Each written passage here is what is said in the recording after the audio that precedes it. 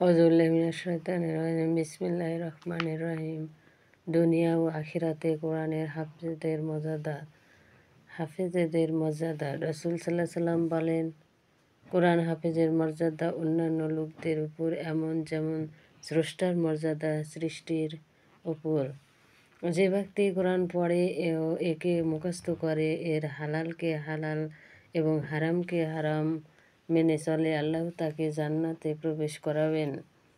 তার পরিবারে এমন 10 ব্যক্তির জন্য তার সুপারিশ কবুল করবেন, যাদের প্রত্যেকের জন্য জাহান্নাম অনিবার্য ছিল। কিয়ামতের দিন কোরআনের হাফেজকে বলা হবে, কোরআন শরীফ পড়তে থাকো এবং জান্নাতের মর্যাদার স্তরসমূহে উঠতে থাকো।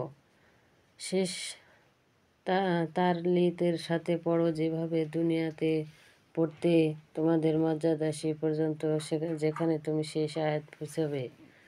জান্নাতের তলা সংখ্যা কোরআনের আয়াত সংখ্যাকে সমান, অর্থাৎ যার যত আয়াত মুখস্থ থাকবে জান্নাতও সে তত তলায় থাকবে।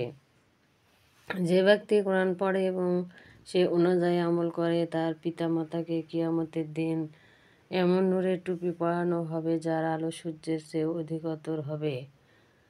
নিশ্চয় বৃদ্ধ মুসলিমকে সম্মান করা, কোরআনের হাফেজ, কোরআনের ধারক বাহক ও ন্যায়পরায়ণ শাসকের প্রতি সম্মান দেখানো মহান আল্লাহর প্রতি সম্মান প্রদর্শনের অন্তর্ভুক্ত।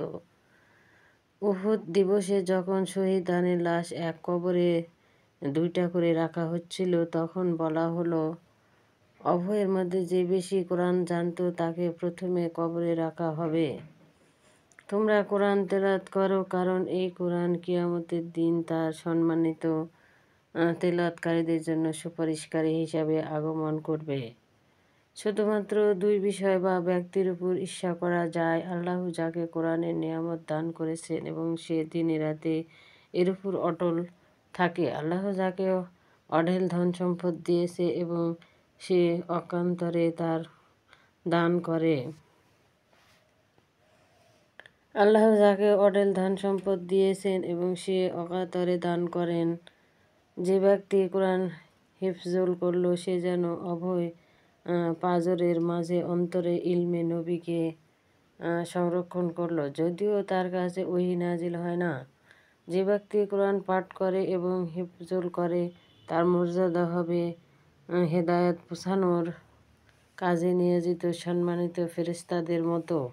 আর যারা হিফজুল অথবা তেলাওয়াত করার আপ্রাণ চেষ্টা করে, ওজর বশত পারে না, তাদের সওয়াব হবে দ্বিগুণ।